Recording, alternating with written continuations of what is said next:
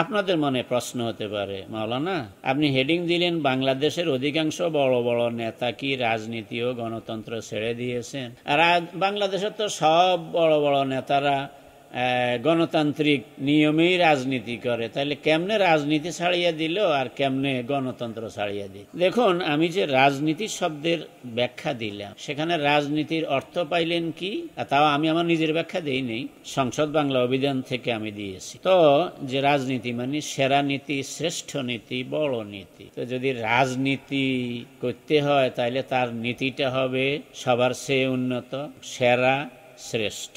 আমার এই বাংলাদেশে বা সারা পৃথিবী আমার জানা মতে রাজনীতির মূল সূত্র 4টা। তোর মধ্যে একটা আমাদের বাংলাদেশে বহুল প্রচলিত আছে, সেটা হলো ব্যক্তির চেয়ে দল বড়, দলের চেয়ে দেশ বড়। রাজনীতির 1 নম্বর সূত্র, ব্যক্তির চেয়ে দল বড়, দলের চেয়ে দেশ বড়। দ্বিতীয় নম্বর, দ্বিতীয়, তৃতীয়, চতুর্থ, পঞ্চম সূত্রগুলো আরবিতেও আছে। সেটা কি? একটা হইল যে দফজ জররে আওলা মিন জালবিল মানফাত। পরিস্থিতি এমন হয় যে একদিকে গেলে লাভ আছে আবার অন্য ক্ষতিও আছে, তখন রাজনীতির সূত্র হইল যে লাভ ছেড়ে দাও, ক্ষতি ঠেকাও। হইল দ্বিতীয় সূত্র রাজনীতির। রাজনীতির 3 নম্বর সূত্র হইল, এটা আবার ইসলামী শরীয়তের সূত্র, এজাব তুলিতা বেবালিয়াতাইনে ফাক্তারা হওয়ানাহুম। যখন 2টা সংকট সামনে আসে, এই 2টার যে কোনো একটা গ্রহণ করতেই হয়, এর বাইরে যাওয়ার সুযোগ নেই, তখন বড় সংকট থেকে আত্মরক্ষার জন্য, দেশকে বাঁচানোর জন্য ছোট সংকটটা গ্রহণ করে নেওয়া। 4 নম্বর হইল যে ইখতিলাফুল আহকাম বে ইখতিলাফিল আহওয়াল। এটা ইসলামী শরীয়তের সূত্র, রাজনীতির সূত্র, যে অবস্থার পরিবর্তনে আইনের পরিবর্তন হয়, কর্মসূচি, কর্মপদ্ধতির পরিবর্তন হয়। যেটা বাংলাদেশে বাংলা ভাষায় বলে রাজনীতিতে শেষ কথা বলতে কিছু নেই। তো রাজনীতিতে শেষ কথা বলতে কিছু নাই, এটার মানেই হইল যে অবস্থা যখন যেমন হয় ব্যবস্থা তখন সেইভাবে নিতে হয়। এক ভাই লিখছেন, গণতন্ত্র রাজনীতি যদি শ্রেষ্ঠ নীতি হয় তবে আল্লাহর নীতি কি? এই ভাই আমার কথা বুঝেই। আমি বলছি যে রাজনীতি শব্দের অর্থ শ্রেষ্ঠ নীতি। আমি তো গণতন্ত্র নিয়ে এখনো আলোচনা করিয়ে নেই। আপনি গণতন্ত্র রাজনীতি যদি শ্রেষ্ঠ নীতি হয় এটা বুঝলেন কেন? আমি তো আমার আলোচনার 2 ভাগ করছি। একটা হলো রাজনীতি শব্দের রাজনীতির প্রয়োজনীয়তা, রাজনীতি শব্দের অর্থ, এবং বড় বড় নেতাদের মধ্যে রাজনীতি নাই কেন বলছি এইটার ব্যাখ্যা দিতেছি। আমি গণতন্ত্রের ব্যাপারে কথা এখনো শুরু করি নাই, আপনি বুঝেন নাই প্রিয় ভাইয়েরা। তা আমি যেটা বলতে চাইছি সেটা হলো বাংলাদেশে এই যে রাজনীতি, বড় বড় নেতাদের কাছে রাজনীতি নাই কেন বলছি, অধিকাংশের কাছে, সবার কাছে নাই বলি নাই, অধিকাংশের কাছে নাই। বাংলাদেশের হাসিনা সরকার ছাড়া, ওই দলের লোক ছাড়া আর সবাই একমত হইয়া 1 বছর আগে নোবেল পুরস্কার প্রাপ্ত ডক্টর মোহাম্মদ ইউনুসকে বাংলাদেশের প্রধান উপদেষ্টা, প্রধানমন্ত্রীর পর্যায়ে ওনাকে রাখলেন। তো দীর্ঘ 1টি বছর গেল, বিভিন্ন রাজনৈতিক দলের সঙ্গে উনি আলোচনা করলেন।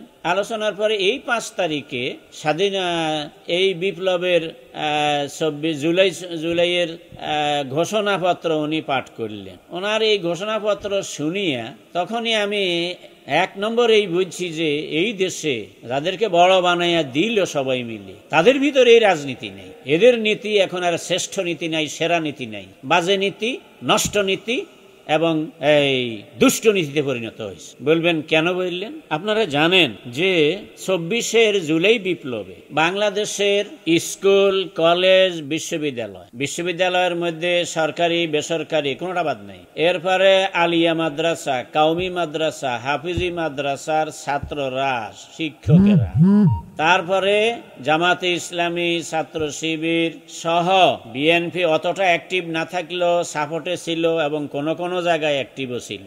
আর ব্যবসায়ী, সাংবাদিক, শ্রমিক, এক কথায় এমনকি এই যে নাট্যকার, এই যারা নায়ক নায়িকা, এক কথায় বাংলাদেশের এমন কোন শ্রেণী, পেশার, নর নারী, এমন কোন বয়সের লোক বাদ যায় নাই যারা এই আন্দোলনে সক্রিয় না হয়েছে। আর সেই কারণেই হাসিনা সরকারের মতো এক পাহাড় সমতুল্য গজব এই জাতির মাথা থেকে সরানো সম্ভব হয়েছে। সেখানে একেবারে বেপর্দা মহিলারাও নামছে, আবার হাফেজ কোরআনরাও নামছে। আপনারা যারা শহীদ হয়েছে, শহীদদের তালিকা দেখলে দেখবেন যে কত আলেম, হাফেজ, মাদ্রাসার ছাত্র শহীদ হয়েছে। কিন্তু এই ডক্টর ইউনুস সবার সমর্থনে যারা বসানো হইল, উনি কি করলেন? উনি জুলাই ঘোষণাপত্রে ইতিহাস টানলেন। কোনখান থেকে?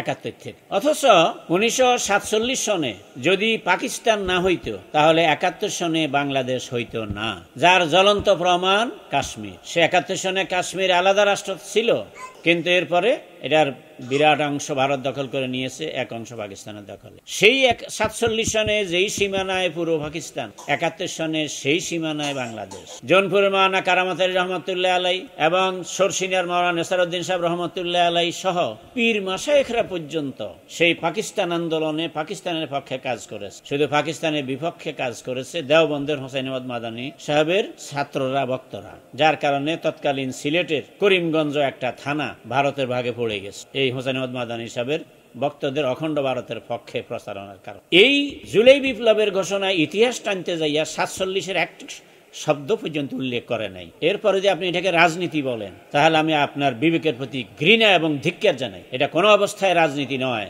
এটা বাজে নীতি, নষ্ট নীতি, বিকৃত নীতি। এরপরে ওনার ঘোষণাপত্রে একটা দেশের জন্য প্রতিরক্ষা বাহিনী, রাজনীতিবিদ এরা অবিচ্ছেদ্য অংশ। পিলখানা হত্যাকাণ্ডে 57 জন দেশপ্রেমিক সেনা অফিসারকে হত্যা করে বাংলাদেশের প্রতিরক্ষা ব্যবস্থাকে ধ্বংস করে দেওয়া হলো। তার এই ঘোষণাপত্রে সেই পিলখানা হত্যাকাণ্ডের কোনো আলোচনা নাই, ধিক্কার জানাই, থুথুমারি তার এই ঘোষণাপত্রের। এরপরে শাপলা চত্বরে আল্লাহর দ্বীনের দরদে ওলামায়ে কেরাম, ধর্মপ্রাণ মুসলমান কোনো অস্ত্র নিয়ে যায় নাই, লাঠি নিয়ে যায় নাই, তসবিহ আর জায়নামাজ নিয়ে গেছে। সেই শাপলা চত্বরে যেই গণহত্যা চালাইলো, আমার তো বিশ্বাস যে ওই গণহত্যার দিনে এদের উপর আল্লাহর গজবের সিদ্ধান্ত হইয়া গেছে, কিন্তু আল্লাহ সাথে সাথে ধরে না। আল্লাহ ছাড় দেন কিন্তু ছাড়েন না। সেই শাপলা চত্বরের গণহত্যার আলোচনাও নাই।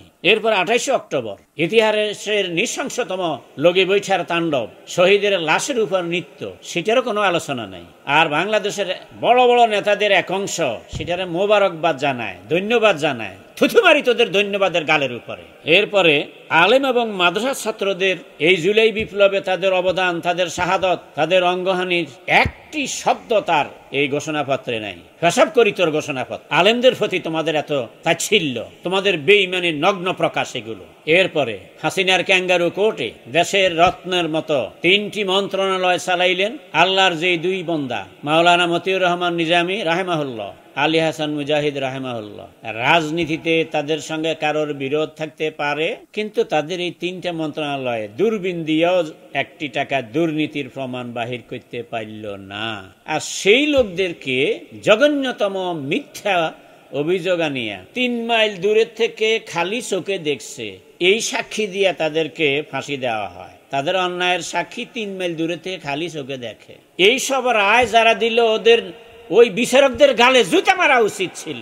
আর এই ঘোষণাপত্রে ডক্টর ইউনূসের সেই ক্যাঙ্গারু কোর্টের পৃথিবীর ইতিহাসের জঘন্যতম এই বিচারিক হত্যাকাণ্ডের কোনো বর্ণনা নাই। সে কারণে আমি বলছি যে বাংলাদেশের আবার এই সাইদি সাহেবের বিরুদ্ধে, হায়রে মোনাফেক যে কাফের সে খারাপ, তার জ্বলন্ত প্রমাণ। সুখরঞ্জন বালি হিন্দু, তার গোষ্ঠী শুদ্ধ হিন্দু, সেই হিন্দু হইয়াও সে বলছে যে আমার ভাইকে সাইদি মারে নাই, আমি স্বচক্ষে দেখছি কারা মারছে, সুতরাং আমি সাইদির বিরুদ্ধে এই মিথ্যা কথা বলতে পারবো না। যতই শিখাইছে রাজি করাইতে পারে নাই। হাইকোর্টের সামনে আনিয়াও রাজি করাইতে না পারিয়া এখান থেকে তার গাড়ি থেকে নামাইয়া তাকে ভারতে পাঠানো হইল।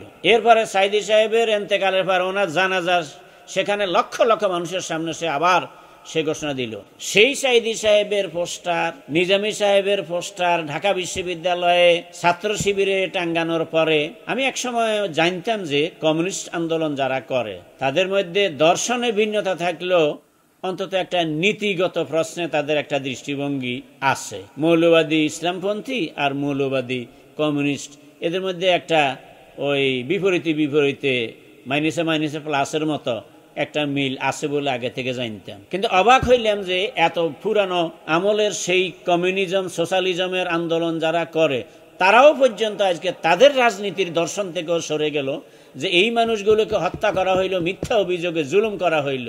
সেই জুলুমের বিরুদ্ধে কথা না বলিয়া সেই ঢাকা বিশ্ববিদ্যালয়ের সেই বামেরা তারা এই মজলুম শহীদদের ছবির উপর আপত্তি করল। তাইলে রাজনীতি মানে তো নীতির রাজা। বিনা দোষে সোনার মানুষগুলোকে হত্যা করা হবে, আর তাদের শাহাদতের পরে তাদের ছবিও তোমাদের সহ্য হবে না। তোমাদের এই রাজনীতি কে বলে রাজনীতি? এটা দুষ্ট নীতি, নষ্ট নীতি। পচা নীতি, এগুলো কোনো রাজনীতি নয়। এরপরে তারা সহ বাংলাদেশের অনেক বড় বড় নেতারা 71 সনে কারা কারা এদেশের স্বাধীনতার পক্ষে ছিল, কারা বিপক্ষে ছিল, এইটা দিয়ে তারা জাতিকে বিভক্ত করে। আর তারা মনে করে যে এটা রাজনীতি। তোমাদের চোখের সামনেই তো দেখলে যে হাসিনার সরকারের মতো পাহাড় সমতুল্য গজবের সরাইতে যাইয়া ডান বাম নর নারী কোনো শ্রেণী বাদ যায় নাই, সবাই একসাথ হওয়ার কারণে এত বড় একটা গজবকে সরানো সম্ভব হয়েছে। এরপরও কি তোমাদের আক্কলে আসে না এই কথা যে জাতির বিভক্ত করিয়া কিছু করা যায় না? শুধু কি তাই, 1947 সনে যেই নির্বাচনের মাধ্যমে ব্রিটিশেরা এখান থেকে ক্ষমতা ছাড়িয়া চলিয়া যায়, সেই 47-এর নির্বাচনে কংগ্রেস এবং কংগ্রেসের পক্ষে দেওবন্দের জমিয়ত উলামায়ে হিন্দ তারা ছিল গোটা ভারত এক রাষ্ট্র থাকবে, অখণ্ড ভারত, এই কথার পক্ষে। আর মুসলিম লীগ সহ মুসলমানদের বেশিরভাগ অংশ এবং শিবির আহমদ ওসমানী নেতৃত্বে জমিয়ত উলামায়ে ইসলাম, যদিও সেই জমিয়ত উলামায়ে ইসলাম এখন ইসলামের মূল চেতনার বাইরে অনেকটা কাজ করে, কিন্তু এই তারা সংখ্যাগরিষ্ঠ মুসলিম এলাকা নিয়ে মুসলমানদের এলাকা দেশের পক্ষে তারা অবস্থান নিলেন। এবং মাওলানা মোদি রহমতুল্লাহ আলাইও তখন এই পাকিস্তানের যে হিন্দু মুসলিম এক জাতি নয় এই কথার উপর উনি কিতাবও লিখছেন, আর সেটা মুসলিম লীগের জন্য বড় সহায়ক হয়েছে 47-এর নির্বাচন। সেই 47-এর নির্বাচনে দেখা গেল যে হোসেন শহীদ সোহরাওয়ার্দী, যিনি ছিলেন পশ্চিমবঙ্গের মেদিনীপুরে ওনার বাড়ি ছিল, তো ওনার খেয়াল ছিল যে যদি সংখ্যাগরিষ্ঠ মুসলিম এলাকা ভাগ না হইয়া পুরা দেশ একসাথে থাকে, তাইলে ওনার এলাকাটার সহ একসাথে এমনি আছে এমনি থাকবে। আর উনি মনে করেছেন যে দেশ একসাথে থাকলে ভালো হবে, তাহলে দেশ বড় হবে, অর্থনৈতিক অন্যান্য দিক থেকে ভালো হবে। মহাত্মা গান্ধী এবং এই শহীদ সোহরাওয়ার্দী, হোসেন শহীদ সোহরাওয়ার্দী, উনি সেই ব্রিটিশ আমল মন্ত্রী ছিলেন, তাই উনি ব্রিটিশ আমল না পরে, তো উনি অখণ্ড ভারতের পক্ষে ছিলেন। কিন্তু 47-এ যখন দেশ ভাগ হইয়া গেল, স্বাধীন হইয়া গেল, 14ই আগস্টে পাকিস্তান, 15ই আগস্টে ভারত স্বাধীনতা পাইল, ব্রিটিশেরা দিল, তখন উনি ভারত ছাড়িয়া পাকিস্তানের নাগরিকত্ব নিয়ে উনি পাকিস্তানে আসলেন এবং পাকিস্তানের 5ম প্রধানমন্ত্রী হইলেন উনি। শুধু পাকিস্তানে আসিয়া নাগরিকত্ব নিছে তা নয়, পাকিস্তানের রাজনীতিতে অংশগ্রহণ করিয়া যুক্ত ফ্রন্টে নেতৃত্ব দিয়া উনি পাকিস্তানের 5ম প্রধানমন্ত্রী হইলেন। মির্জা ইস্কান্দার তখন পাকিস্তানের প্রেসিডেন্ট। আর এই সোহরাওয়ার্দী সাহেব উনি প্রধানমন্ত্রী এবং প্রতিরক্ষা মন্ত্রী, এই দুইটা পদ ওনাকে দেওয়া হইল 12/9/1956 থেকে 17/10/57 ইংরেজি পর্যন্ত উনি এই প্রধানমন্ত্রী এবং প্রতিরক্ষা মন্ত্রণালয়ের দায়িত্ব পালন করলেন উভয় পাকিস্তানের। উনি মারা গেলেন লেবাননের রাজধানী বৈরুতে। সেখান থেকে ওনার লাশ আনিয়া ঢাকাতে জাতীয় 3 নেতার মাজার নামে যেই জায়গাটা এখন প্রসিদ্ধ, ওই 3 নেতার মধ্যে হোসেন শহীদ সোহরাওয়ার্দী, এখানে তাকে দাফন করা হয়। এটা তো রাজনীতির ইতিহাস যে একজন মানুষ তার রাজনৈতিক বিবেচনায় মনে করেছে ভারত এক থাকলে ভালো হবে, কিন্তু যখন হয়ে গেছে ভাগ, ভারত এক ভাগ, মুসলমানদের দেশ আরেক ভাগ, তখন তো তিনি মুসলমানদের সাথেই চলে আসছেন। আসার পরে এই দেশ গড়ার জন্য প্রধানমন্ত্রী, প্রতিরক্ষা মন্ত্রীর দায়িত্ব পর্যন্ত পালন করলেন এই পাকিস্তানে। যুক্ত ফ্রন্টের নেতৃত্ব দিলেন উনি। সেই সোহরাওয়ার্দী উদ্যানে এখন আপনারা মিটিং করেন, বড় বড় সমাবেশ করেন, তাহলে রাজনীতি কাকে বলে? আপনারা কিসের রাজনীতি করেন? আপনাদের এগুলো বাজে নীতি, পচা নীতি, নষ্ট নীতি, দুষ্ট নীতি, রাজনীতি নয়। অধ্যাপক গোলাম আজম সাহেব ঢাকায় জন্মগ্রহণ করে, এই দেশেই লেখাপড়া করে। ঢাকা বিশ্ববিদ্যালয়ে উনি নির্বাচিত জিএস ছিলেন। রংপুর কারমাইকেল কলেজের উনি রাষ্ট্রবিজ্ঞানের অধ্যাপক ছিলেন। ছাত্র জীবনে উনি জিএস থাকাকালীন সময় বাংলাকে রাষ্ট্রভাষা করার আন্দোলনে, বাংলা ভাষার আন্দোলনে নেতৃত্ব দিয়েছেন। সেই ভাষা সৈনিক অধ্যাপক গোলাম আজম সাহেব 71-এর আন্দোলনে ভারতের সহযোগিতায়, ভারতে প্রশিক্ষণ দিয়া এই পাকিস্তান নামের রাষ্ট্রটারে ভাগ করলে ভালো হবে না মনে করে ওনারা স্বাধীনতার পক্ষে ছিলেন। হোসেন শহীদ সোহরাওয়ার্দী তো এই দেশের নাগরিকও ছিলেন না, উনি তো পশ্চিমবঙ্গের মেদিনীতে ছিলেন। তারে পাকিস্তানে আমাদের পূর্বপুরুষের যারা রাজনীতিবিদ ছিলেন তারা শুধু নাগরিকত্বই দিলেন না, তারা রাজনীতিতে নেতৃত্বে আসনে বসাইলেন। তারা প্রধানমন্ত্রী আর কি বলে প্রতিরক্ষা মন্ত্রণালয়ের দায়িত্ব পর্যন্ত দিলেন এবং ওনাকে গণতন্ত্রের মানসপুত্র উপাধি দিলেন। ওনাকে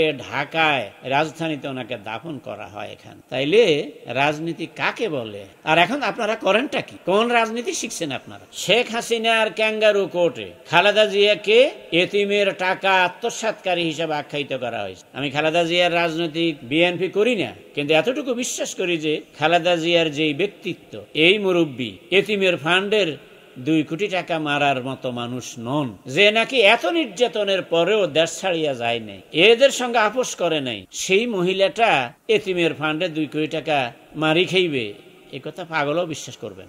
আর তারেক জিয়ারে অনেক মামলায় জড়াইয়া এরপর সালাউদ্দিন কাদের চৌধুরীকে এই ক্যাঙ্গারু কোর্টে ফাঁসি দিল, বাবরের ফাঁসির রায় দিল, যে বাবর এখন খালাস পাইয়া গেল। এটিএম আজহারুল ইসলামের ফাঁসির রায় দিল, আল্লাহ হায়াত রাখছে, ফাঁসি রয়েছে, যে এখন স্বাধীন কোর্টের মাধ্যমে পূর্ণাঙ্গ বেঞ্চে নির্দোষ হিসাবে বাহির হইল। সেই কোর্টে নিজামী সহ জামাত নেতৃবৃন্দকে ফাঁসি দেওয়া হল। সেই কোর্টে এদেরকে মিথ্যাভাবে রাজাকার ট্যাগ দেয়া হইল। যেই বড় বড় নেতারা ওই ক্যাঙ্গারু কোর্টের সেইটারে সমর্থন করিয়া এদের ছবি অবমাননা করার জন্য এদের ব্যাপারে এখনো যারা তাদের নেতা কর্মীদেরকে গ্রামে গঞ্জে পর্যন্ত রাজাকার ট্যাগ দেয়, তো রাজনীতি তো নীতির রাজা, সেরা নীতি, শ্রেষ্ঠ নীতি। এমন প্রমাণিত মিথ্যা ক্যাঙ্গারু কোর্টের রায়, সেটার যদি সত্য বলো তাইলে তো খালেদা জিয়াকে এতিমের মাল চুরি করার অভিযোগে অভিযুক্ত করতে হয়, তাহলে তো তারেক জিয়ারও সেই কোর্টের রায় অনুযায়ী অভিযুক্ত করতে হয়। এখন কারুর বেলায় ক্যাঙ্গারু কোর্টের রায় ঠিক আছে, কারুর বেলায় নাই। থুথুমারি তোর এই রাজনীতি নামের দুষ্টনীতির প্রতি। সেই জন্য বলছি, বাংলাদেশের অধিকাংশ বড় বড় নেতার কাছে নেতারা রাজনীতি এবং গণতন্ত্র ছেড়ে দিয়েছেন। যার গণতন্ত্রের কথা পরে বলব। এরপরে আমার এলাকায় কিছুদিন আগে একটা দলের ইউনিয়ন পর্যায়ের দায়িত্বশীল নির্বাচন হয়েছে, সারা দেশেই হয়েছে, বিভিন্ন এলাকায় হয়েছে। এই নিচে ইউনিয়ন পর্যায় থেকে শুরু করে, ওয়ার্ড পর্যায় থেকে শুরু করে উপরের দিকে এমপি মনোনয়ন পর্যন্ত, এই যে বিভিন্ন দলে ভোট এবং মনোনয়ন বেচা কিনা হয়, এটা ওপেন সিক্রেট, সবাই জানে টাকা দিতে হয়। এমনকি ওই নির্বাচনের প্রতিদ্বন্দ্বিতাকারীদের মধ্যে একাধিক ব্যক্তি আমার কাছে সরাসরি বলছে এই কথা যে কি পরিমাণ ভোট বেচা কিনা হয়েছে। তো দলের কর্মীরা দলে কারে দায়িত্ব দিব, ইউনিয়ন পর্যায়ে, থানা পর্যায়ে, জেলা পর্যায়ে, এখানে যদি টাকার বিনিময়ে ভোট বেচা কিনা হয়, জাতির কাছে প্রশ্ন রাখি, এটা কি রাজনীতি না নষ্ট নীতি? এটা রাজনীতি না দুষ্টনীতি? ওদের কাছে জাতির আমানত, নিজের দলের কর্মীরে টাকা দিয়ে যদি ভোট কিনতে হয়, কিসের রাজনীতি? এরপর আসেন গণতন্ত্র। গণতন্ত্রের ইংরেজি হইল ডেমোক্রেসি, আর আরবি হইল, আরবি উর্দু ফার্সিতে বলে জমহুরিয়ত। এই গণতন্ত্র বা ডেমোক্রেসির প্রসিদ্ধ সংজ্ঞা যেটা, যে গণতান্ত্রিক সরকার, government of the people, by the people, for the, জনগণ দ্বারা, জনগণের মধ্য থেকে, জনগণের পক্ষে নির্বাচিত সরকার। Of the people, by the people, for the people, এটা হলো ডেমোক্রেসি বা জমহুরিয়তের সংজ্ঞা, গণতন্ত্রের সংজ্ঞা। কি বুঝায়? দেশের মেজরিটি পার্সন লোক, যেই ব্যক্তি বা দলের পক্ষে সমর্থন দিবে তারা দেশ শাসন করবে। আসেন, এটা যদি গণতন্ত্রের সংজ্ঞা হয়, তাহলে বাংলাদেশে কত পার্সন মুসলমান আর কত পার্সন অন্য ধর্মের লোক? আপনার ডেমোক্রেসি দিয়েই বিচার করেন। আপনার নাকি গণতান্ত্রিক আন্দোলন করেন, আরবিতে বলে লিলাকসারে হুকমুল কুল, এটাই গণতন্ত্র, যে অধিকাংশের মতামতের ভিত্তিতে সিদ্ধান্ত গ্রহণ। এটা ইসলামী গণতন্ত্র নয়, ইসলামী গণতন্ত্রের মধ্যে একটু ফাঁক আছে, সেটা অন্য সময় বলবো ইনশাল্লাহ। কিন্তু পশ্চিমা গণতন্ত্র যেটা নিয়ে এখন দেশ চলছে, যেটা দিয়ে এখন যদি গণতন্ত্র ডেমোক্রেসি যদি হয় যে by the people, of the people, for the people, তাহলে বাংলাদেশের কত পার্সেন্ট পিপল? বাংলাদেশের জনগণ প্রায় 90%, প্রায় 90% মুসলমান। 90% মুসলমানের দেশে ইসলামের আইন ভালো লাগে না, ইসলামের আইন পছন্দ হয় না।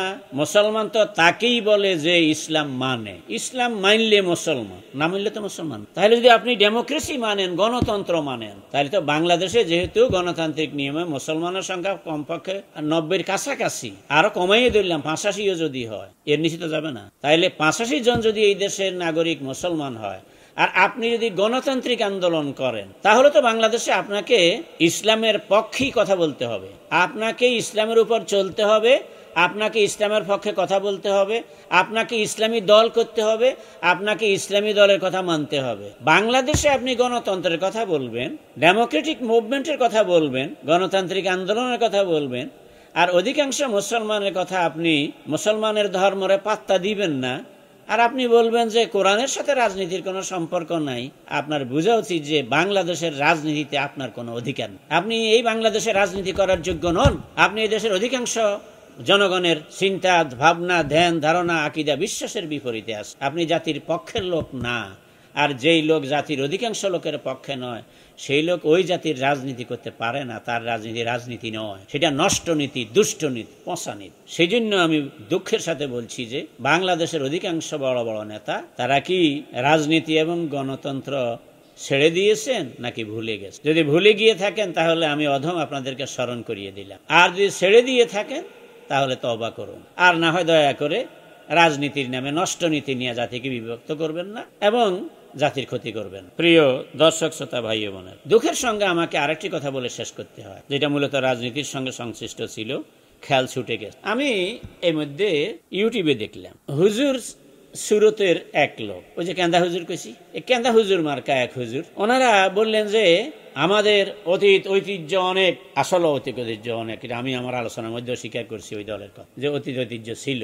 পাকিস্তান প্রতিষ্ঠার ক্ষেত্রে তাদের যথেষ্ট ভূমিকা ছিল সাবির আহমদ ওসমান রাহমাতুল্লাহির নেতৃত্বে। কিন্তু বললেন কি যে অমুক দলের সাথে যেহেতু আমাদের আকীদার কোনো মিল নেই, সেহেতু ওদের সাথে কোনো ঐক্য হবে না। জ্বালাময়ী এক ভাষণ দিলেন শুনলাম। আবার ওই গ্রুপেরই এক কেন্দা হুজুর, সেই সিলেটে তার বাড়ি, উনি আলেমদেরই এক সমাবেশে, যেটা আমি দেখলাম ছবিতে, বক্তা দিতেছেন যে জামাতে ইসলামী মানে ইসলামী অর্থ আমার ইসলাম। তো মওদুদি দাবি করে যে তার ইসলাম, আমরা তো মওদুদির ইসলামে নাই, আমরা তো নবীর ইসলামে আছি। তাহলে যেই লোকের বক্তা বানাইয়া দেওয়া হইল আর যারা আলেমের লেবাসে তার সামনে বসলো, তাইলে অবশ্যই এই লোকের একটা নেতৃত্বের আসন ওই এলাকায় আছে। আমি অবাক হইলাম যে জামাতে ইসলামী মানে যে আমার ইসলাম নয়, বরং ইসলামী আমার ইসলাম, এটা তো হইল যে আরবি বাক্য হইল। কিন্তু জামাতে ইসলামী বাক্যটা তো আরবি বাক্য নয়, বাক্যটা হইল উর্দু এবং ফার্সি ভাষার বাক্য। আরবিতে মোজাফেলাইয়ের শেষে জের হয় আর ফার্সিতে মোজাফের শেষে জের হয়।